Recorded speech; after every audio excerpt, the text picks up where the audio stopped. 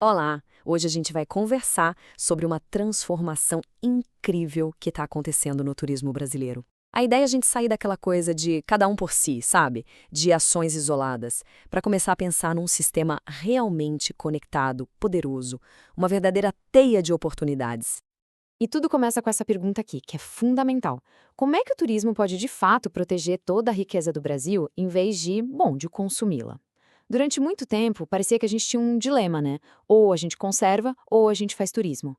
Mas e se a chave para resolver isso não for escolher um lado, mas sim conectar os dois? Então vamos lá. Para a gente entender essa nova ideia, primeiro a gente precisa dar uma olhada em como as coisas funcionavam antes. Pensa assim, o modelo antigo tratava as áreas protegidas e os projetos de turismo como se fossem ilhas, cada um no seu canto, sabe? Completamente separados. E qual o problema disso? Bom, essa forma de ver as coisas, toda fragmentada, simplesmente não funcionava direito. Pensa bem, a natureza não tem cerca, né? Um rio, um animal, eles não param na divisa de um parque. E a cultura de um povo também não. Então, tentar proteger cada pedacinho de forma isolada era muito difícil. Faltava visão de conjunto, faltava colaboração. Aí que a coisa começa a ficar interessante. A primeira grande sacada, a primeira camada dessa solução, foi literalmente conectar os pontos no mapa. A ideia foi: vamos parar de pensar em parques como caixinhas isoladas e começar a pensar em paisagens como um todo. E a ferramenta para fazer isso acontecer tem um nome: mosaico de áreas protegidas.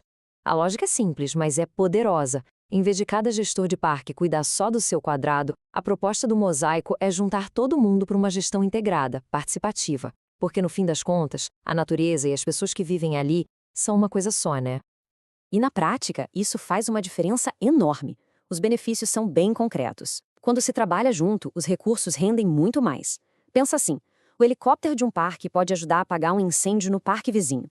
A equipe de fiscalização de uma área pode cobrir um território bem maior.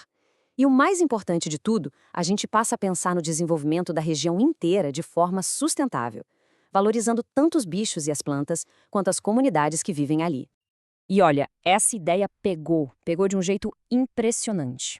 Hoje já são 29 mosaicos reconhecidos oficialmente no Brasil. Isso cobre milhões e milhões de hectares, conectando centenas de áreas protegidas, da Amazônia à Mata Atlântica. É um movimento que nasceu de baixo para cima e que está literalmente mudando o mapa da conservação no país. Ok, então a gente conectou as áreas. Mas e agora? Bom, agora a gente vai ver outra forma genial de conectar essas paisagens: as trilhas de longo curso. Pensa nelas como se fossem artérias, sabe? Veias que levam vida, que levam pessoas e novas oportunidades por coração desses lugares. E quando a gente olha essa linha do tempo, fica claro o potencial gigantesco que a gente tem na mão. A ideia não é nova, né? Nos Estados Unidos, por exemplo, isso existe desde os anos 60. Mas aqui no Brasil, a nossa rede nacional de trilhas foi criada oficialmente só em 2018. Ou seja, é um capítulo super novo e empolgante que está só começando a ser escrito para o nosso ecoturismo e para a conservação. Então, peraí, a gente conectou as paisagens com os mosaicos e com as trilhas, certo? Certo, mas isso era só metade do caminho. A grande virada, a próxima evolução, foi entender que era preciso conectar as pessoas, as culturas e, claro, a economia local que faz esses lugares pulsarem. Essa frase do Edson Marques aqui, ela diz tudo. Não estamos falando apenas de um nicho de turismo, estamos falando de uma forma de fazer turismo, um encontro. É exatamente isso. A ideia de que uma viagem não precisa ser só uma compra, um serviço. Ela pode ser um encontro de verdade, uma troca genuína. E é aí que entra o turismo de base comunitária. Nesse modelo, a comunidade local não é só um cenário bonito para foto. Ela é a protagonista da história. São as pessoas de lá que decidem como receber, o que querem compartilhar e, principalmente, como os benefícios desse turismo vão ser distribuídos. É um turismo que fortalece a cultura, em vez de ameaçar. E dentro dessa ideia de conexão humana, tem mais uma camada: o turismo criativo. Aqui, a chave é a participação. Quem viaja não quer mais só olhar. Quer colocar a mão na massa, sabe? Quer aprender a fazer, a sentir, a criar junto com as pessoas do lugar. E o processo é lindo na sua simplicidade. De um lado, tem alguém que chega com a curiosidade de aprender. Do outro, tem um mestre, um artesão, uma cozinheira, alguém que domina uma arte e quer compartilhar. E dessa troca, nasce algo totalmente novo. Pode ser uma peça de cerâmica, uma moqueca, uma música, mas o mais importante é a conexão, é a memória que fica para sempre. Ok, então a gente tem os mosaicos conectando a paisagem, as trilhas costurando tudo, o turismo comunitário conectando as pessoas e o turismo criativo aprofundando essa conexão. Agora, a gente chega na visão final, a hora em que todos esses fios se juntam para criar algo muito, mas muito mais forte. A melhor forma de imaginar isso é pensar numa tecelagem. Um projeto sozinho, isolado, é como um fio. Frágil, né?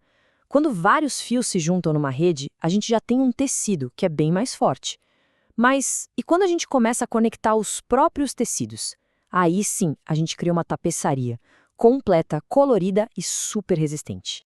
E esse é o pulo do gato, o conceito da rede de redes. Não basta ter uma rede de mosaicos forte ou uma rede de trilhas funcionando bem. O passo final é fazer essas redes conversarem, colaborarem entre si.